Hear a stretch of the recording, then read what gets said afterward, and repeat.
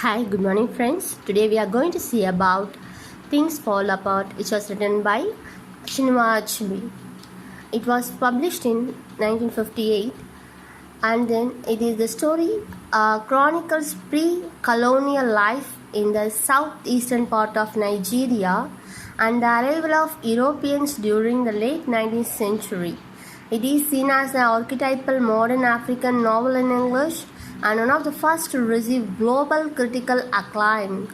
It is a staple book in school throughout Africa and is widely read and studied in English-speaking countries around the world.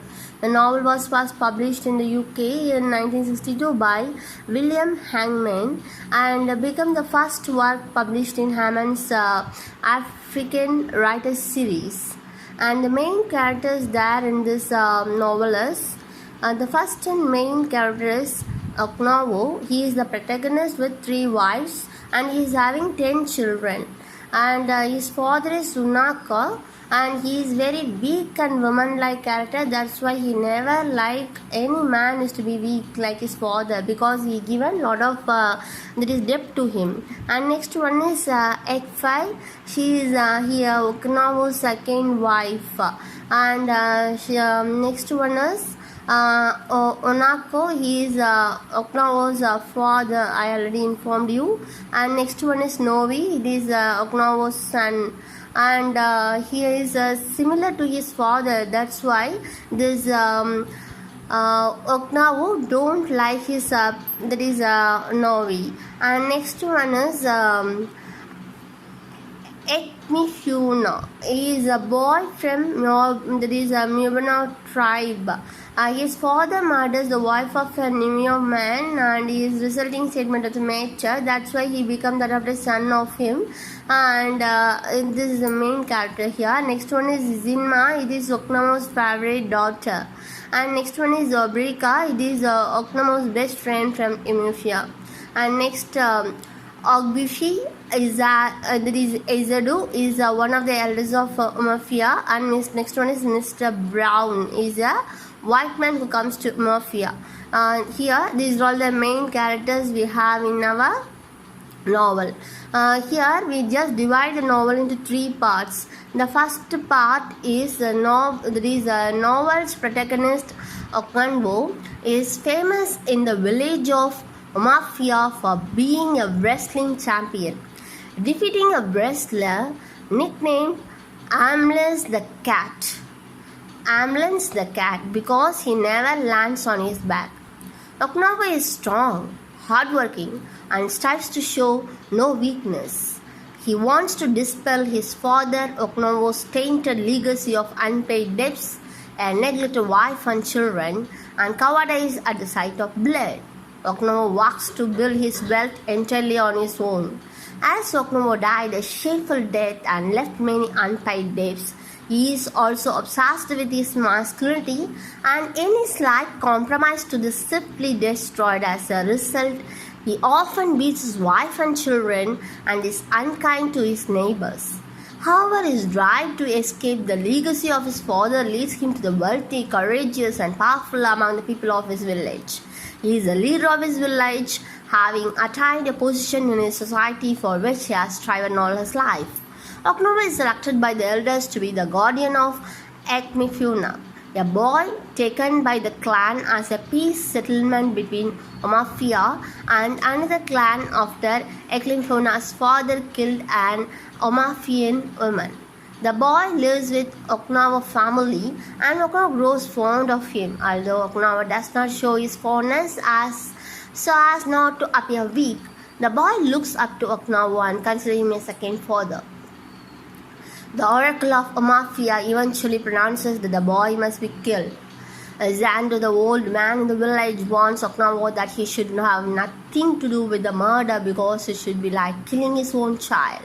But to avoid seeming weak and feminine to the other men of the village, Oknawa disregards the warning from the old man, striking the killing blow himself as an Ekmifuna begs his father for protection. For many days after killing Ekmifuna, Oknawa feels guilty and saddened. Shortly after Ekmifuna's death, things begin to go wrong for Oknawa. He falls into a great depression as he has been greatly traumatized by the act of murdering his own adopted son. His sick daughter Ezima falls unexpectedly ill, and it is feared she may die. During a gun salute at Ezimo's funeral, Okamo's gun accidentally explodes and kills Ezido's son. He and his family are sent into exile for 7 years to appease the gods he has offended. Part 2 is on. While Oknomo is away from Mabeta, he learns that white men are living in Omafia with the intent of introducing the religion Christianity. As the number of converts increases, the foothold of the white people grows and a new government is introduced. The village is forced to respond with their either appeasement or resistance to the imposition of the white people's nascent society. Oknawa's son Novi starts getting curious about the missionaries and the new religion. After he is beaten by his father for the last time, he decides to leave his family behind and live independently. He wants to be with the missionaries because his beliefs have changed while being introduced to Christianity by Mr. Brown. In the last year of his exile, Oknawa wants his best friend America to sell all his yams and to buy 2 men to build him 2 huts so he can have a house to go back to with his family. Oknawa also wants a feast for his mother's kinsman before he leaves his exile. Part 3. Returning from exile, Oknawa finds his village changed by the presence of the white men. After a convert commits a hilarious act by unmasking an older as he embodies an ancestral spirit of the clan, the village retaliates by destroying a local Christian church. In response, the district commissioner representing the British government takes Oknawa and several other native leaders prisoner pending payment of a fine of 200 crores. Here, despite the district commissioner's instructions to treat the leaders of mafia with respect, the native court messengers humiliate him, doing things such as shaving their heads and wiping them. As a result, the people of mafia finally gather for what could be great uprising. Oknawa, warrior by nature and adamant about following Mafian custom and tradition, despises any form of cowardice and advocates war against the white men.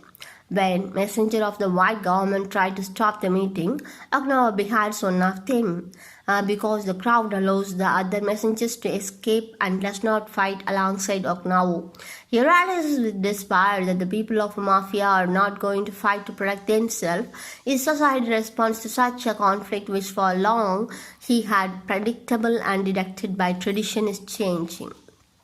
When the district commissioner comes to Oknawa's house to take him to court, he finds that Oknawa has hanged himself to avoid being tried in the colonial court. Among his own people, Oknawa's actions have tarnished his reputation and status, and it is strictly against the teachings of the Igbo to commit suicide. The district commissioner reflects that Oma's story will make for a good page in this book or perhaps a reasonable paragraph. So, this is the story of this and things fall apart. Now, it is things are not in his hand, it is going beyond. That is the main theme of the story. Okay guys, we will see you in the next video. Thank you very much.